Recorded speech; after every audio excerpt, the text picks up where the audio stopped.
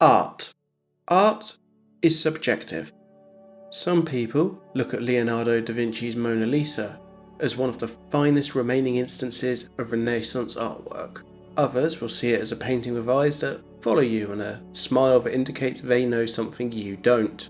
For example, why Zachary Hudson looks so damn angry all the time. The only reason I can think of is that every morning somebody takes a dump in his cornflakes. This brings us round to the Imperial Courier, brought to us by Gutamaya, who designed and started manufacturing it in 3145. This means it's another one of those designs that's well over 100 years old, but it doesn't look like it's aged a day, especially when compared to other ships of a similar vintage. It's a ship that looks like it's been moulded by the masters to showcase that you don't need a large ship to have a large presence in space. I honestly don't think there is a single panel on this ship that's not been held to the highest level of scrutiny by the designers at Gutamaya, and in some cases refined countless times just to get it looking perfect on the Courier, to make it an ambassador of imperial opulence despite the small frame.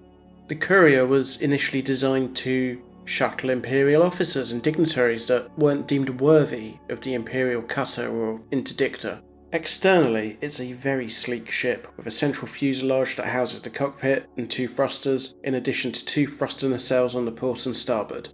It's not much larger than an Eagle Mark II, being 11 metres longer at 42 metres, 2 metres narrower at 27 metres, and about the same height at 7.1. It's finished in Gutamaya's standard white paint job, and whilst there are alternatives available for the Courier, I've not actually found one that I prefer over the standard paintwork. Internally, you get a fairly simple but well-refined cockpit with a single seat, and whilst you have no visibility of what's below you, the visibility is largely pretty good as far as I can see. The ship's nose is fairly prominent, but your side-to-side view is unimpeded, and the visibility above is fantastic too, which is great for either soaking in those sights or keeping your eye on target. And the materials used inside look fitting to suit the externals, and there's not a loose cable in sight. In terms of tools to deal damage, you get 3 medium hardpoints, and that's maybe not as versatile as other configurations, but it's more than capable of delivering a punch. Probably something that was envisaged to be used defensively for if the passengers on board were being hunted, but it's also great fun to go on the offensive with it, showing off some of that imperial punch to those who might want to encroach on their territory. Personally, I like to either throw a mix of plasma accelerators and railguns onto the Courier, or just pack it out with frag cannons and get up close to irritate things. It can be made to run insanely fast, clocking at well over 800 meters per second under boost with a lightweight build and some engineering. It's also maneuverable enough that you don't need to use gimbaled or turreted weapons. Fixed will work just fine. For defense, you've got 4 utility mount slots, and you can pack in a class 3 shield generator. Speaking of which, the base shield strength of the Courier is among the best a ship can get from within its price range. Base armour strength though is pretty low for the price, barely stronger than a Viper Mark III and trailing behind ships like the Adder, Cobra and Hauler. The base armour hardness isn't great either, it's barely stronger than that of an Eagle, and yes, I have got that the right way round this time. From my experience, I'd also recommend putting some heat sinks into those utility mounts if you're thinking about running hotter weaponry.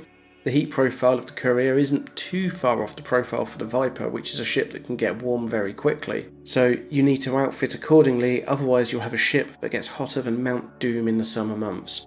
One can simply plasma his way into Mordor. So it's not bad for combat, but what else can it do? Aside from looking pretty, obviously. Well, it works reasonably well as a data courier, but given its name it would be moronic if it didn't. Plus, shuttling data from one port to another isn't exactly a massive hardship. But it's a skill you might want to get used to if you want to raise through the ranks of the Imperial Navy using one of the more common grinds. Speaking of raising through the ranks of the Imperial Navy, like all Gutamaya ships, you'll need to prove yourself worthy to the Imperial Navy to buy this ship. Not only do you need to shell out over 2 million credits to buy it, but you also need to gain the rank of Master, something that this chap could never manage. It also does work for small piracy hulls, but with a maximum unshielded capacity of 34 tons, it's not going to net you masses of stolen goods. You need to be picky. let the starving refugees keep their water and food, but rob for precious minerals from the aristocracy. A Robin Hood approach to piracy, if you will, rather than looting anything you can get your hands on. Stealing from the rich, though, doesn't feel like a task for any Gutamaya ship, but then again, they won't see it coming, they'll think you're one of them. The small capacity also means that you need to be selective if you take the courier mining. Better to go for the valuable core mined stuff rather than strip mining. As for trading, if I was going to go in for that, I'd buy a Type 6 for less than half the price, then use the saved money to buy some commodities to kick off my trading career. Exploration is also a thing you can do here, as with any other ship. With engineering and an FSD booster, you can squeeze about 50 light years out of it, but with any added mass comes great decreases in range, so it's important to only take the essentials. But on the flip side, a beautiful ship against some beautiful backdrops can create some stunning imagery. So in conclusion, if you're a die-hard Federation supporter, then you'll be able to get similar results with a Cobra Mark III or Viper Mark III, at least in my experience. It's not exactly fair to compare it to any of the Federation ships, since the cheapest one of those is the Federal dropship, which comes in at 14 million as opposed to the 2.5 million for the Courier. The Courier is best suited to hit and run combat strikes and some limited piracy. If you're after something to mine or trade in, you're probably better at looking at one of the other ships that are out there. That being said though, if you're happy to do the grind and you like pretty small and nimble ships, give it a go. The Courier is basically a sports ship, the equivalent of a Lotus Exige but with guns. It looks gorgeous, can deal a respectable amount of damage for its size, and it can go bloody fast. And sometimes that's all you need to have fun.